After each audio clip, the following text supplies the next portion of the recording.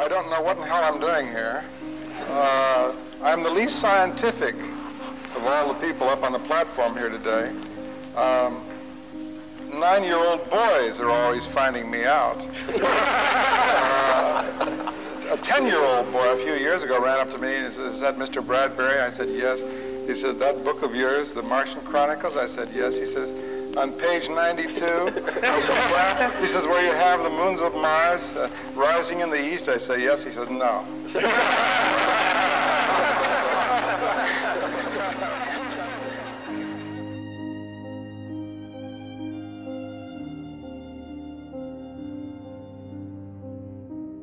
Every time I get a group of people together and have them trapped in a hall like this, I bring a poem, see?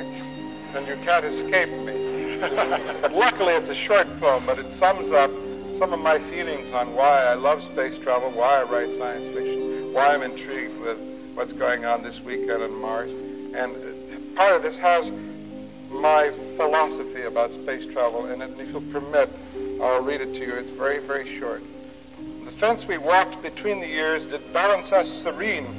It was a place half in the sky where in the green of leaf and promising of peach, we'd reach our hand to touch and almost touch the sky.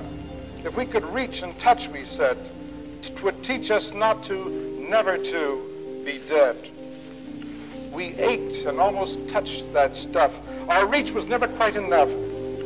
If only we had taller been and touched God's cuff, his hem, we would not have to go with them who've gone before, who, short as us, stood tall as they could stand, and hoped by stretching tall that they might keep their land, their home, their hearth, their flesh and soul.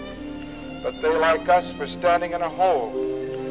Oh, Thomas, will a race one day stand really tall across the void, across the universe and all, and measured out with rocket fire, at last put Adam's finger forth as on the Sistine ceiling, and God's hand come down the other way to measure man and find him good and gift him with forever's day? I work for that. Short man, large dream. I send my rockets forth between my ears, hoping an inch of good is worth a pound of years.